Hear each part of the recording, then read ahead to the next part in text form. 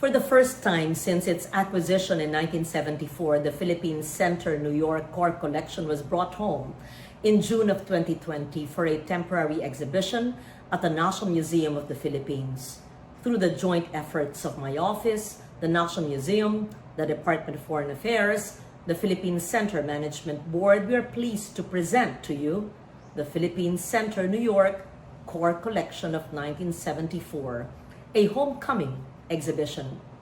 The Philippine Center New York Core Collection of 1974, comprised of 120 artworks, was gathered by national artist Arturo Luz, who was then director of the Metropolitan Museum of Manila, the Science Center of the Philippines, and the Museum of Philippine Arts, and by renowned designer Willie Fernandez to adorn the walls of the Philippine Center New York for its inauguration on November 14, 1974. Luz and Fernandez, assisted by artist Mauro Malang Santos and national artist Jerry Elizalde Navarro, carefully selected and purchased the artworks to represent an aesthetic in line with the ideals of projecting and representing the best of Filipino artistry.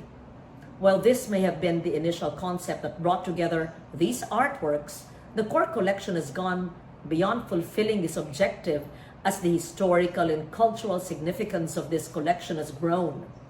Among the collection, 115 artworks featuring 48 artists were temporarily loaned for the remarkable homecoming at the National Museum of Fine Arts. The collection represents modern and contemporary art representative of the Philippines in 1970s, most of which were done in 1974, the same year they were brought together and launched. A noteworthy fact is that 9 artists represented in the collection would eventually be conferred the Order of National Artists, namely Federico Aguilar Alcuaz, Ang Kyu Kok, Benedicto Cabrera, Jose Hoya, Cesar Legazpi, Arturo Luz, Vicente Manansala, Jerry Elizalde Navarro, and Hernando H.R. Ocampo. Also featured are works by artists who have had significant contributions in the artistic heritage of the Philippines, including Manuel Rodriguez Sr., considered the father of Philippine printmaking. Several outstanding prints by Romulo Olazo, Rodolfo Samonte, and other important artists like Juvenal Sanso, Mauro Malang Santos, Roberto Chabet, and Solomon Saprid.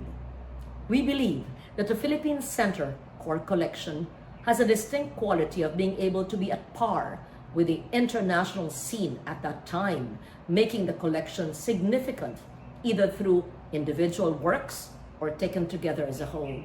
This has become or has inspired us to make this exhibition a reality. After years of meticulous, careful planning, with our support, we are happy to finally be able to share this exhibition for the appreciation of the general public in the Philippines and abroad, a representation of the possibilities and benefits of cultural diplomacy, something we've been advocating for so long. We'd like to thank once again the National Museum of the Philippines, the Philippine Center Management Board, the DFA, for all the hard work that despite the pandemic, we're still able to launch this online.